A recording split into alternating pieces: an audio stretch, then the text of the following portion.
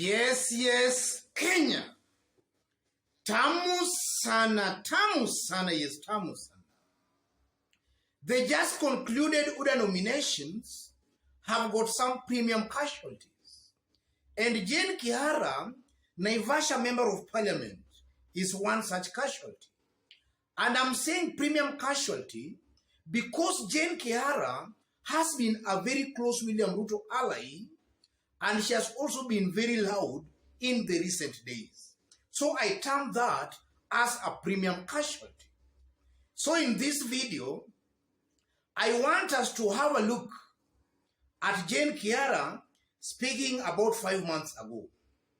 Because 5 months ago, Jane Kihara made some remarks about 2007 post-election violence.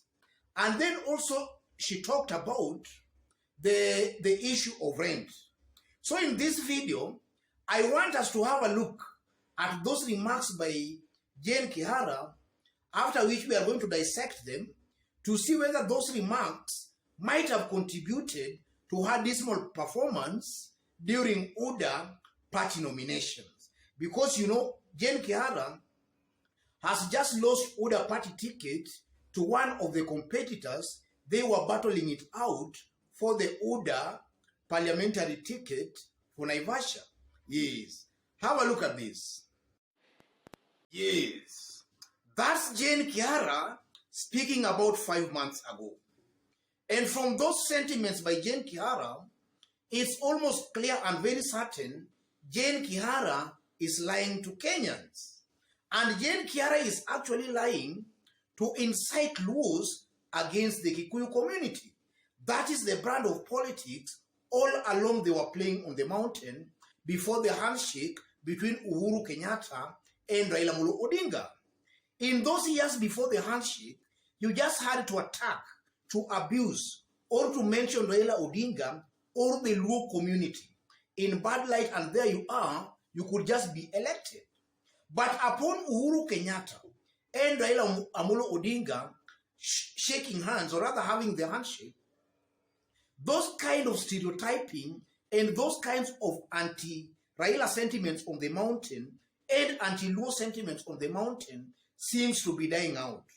But Jane Kihara and his team in Kenya Kwanza Alliance, they still seem to be very keen on holding on to such kind of those bad ethnic politics of yesteryears.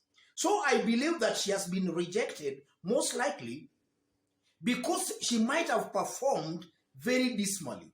So in the recent days, she might have just been holding on to some bad ethnic politics that existed previously, maybe to endear herself to the good people of Naivasha. But it seems for Pia, that plan has backfired on her.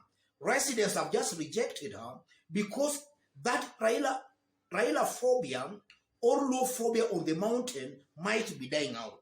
I believe that's the first reason she might have performed very, very dismally. And then secondly, Jane Kihara is just suffering the same fate elected leaders always suffer after 5 years. After every 5 years in Kenya, during elections, about 80% of elected leaders are always sent home. And Jane Kihara might just be suffering the same fate her predecessors might have suffered before. And that can also explain the reason why in college in Rift Valley, a good majority of elected leaders have actually been shown the door. They have been flawed. But on the mountain, if you look at the mountain, leave alone these Mount Kenya counties in Rift Valley, I'm talking about Mount Kenya counties in Central and also in Meru. A good majority of elected leaders, these ones are supporting William Ruto. Either they won direct party tickets or they won UDA nomination, or rather they have won UDA party nominations. And just as I did state in my earlier videos today, that is a very negative, or rather that's a big blow to William Ruto. And I'm saying a big blow to William Ruto because it shows clearly that these members of parliament who have won UDA party tickets, either there were no strong aspirants, challenging them for those UDA party tickets. So in August, these members of parliament gunning through UDA might actually lose in the August election if maybe what we have been witnessing in the past elections are anything to go by. Yes. Most likely they may lose those seats to maybe even stronger aspirants. And then again, from those sentiments by Jane Kihara, we can also conclude that Jane Kihara and largely now Kenya Kwanza Alliance, these leaders supporting William Ruto, they might be very weak leaders who have totally no agenda to their people. Their only agenda is to sell hate to the people.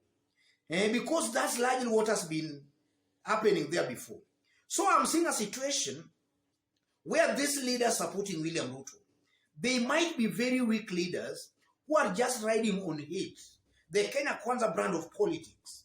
Because even William Ruto himself, if you have been keenly following William Ruto campaigning on the mountain, that's largely William Ruto's campaign strategy on the mountain.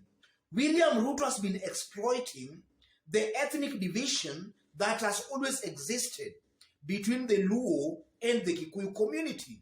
William Ruto has been on record, not once or twice, but on several occasions, saying wale watu wa kurusha mawe, wale watu wa kung'oa reli. And if you dig those remarks very deeply and very keenly, William Ruto is just trying to incite the Luos against the Kikuyus, or rather Kikuyus against the Luos, for him to maybe gain politically on the mountain. That has been the brand of William Ruto and those leaders supporting him from the mountain. The likes of Rigathi Gachagua, Ndindi Nyoro, Alice Wahome. That has been their brand of campaigns.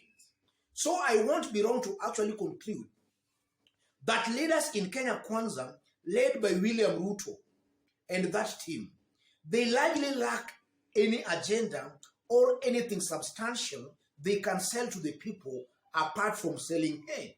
And that hate, if these nominations are anything to go by, residents of Mount Kenya, those kind of hates are no longer appealing to them. That hate, that Raila phobia, that war phobia that was there on the mountain is dying out. So it's up to these leaders to actually come with other maybe narratives that will sell on the mountain. Raila phobia, Luo phobia on the mountain is actually dying out. And by August election, I'm seeing a high possibility, whereas Uhuru Kenyatta will start his campaigns in May next month, as he did say yesterday.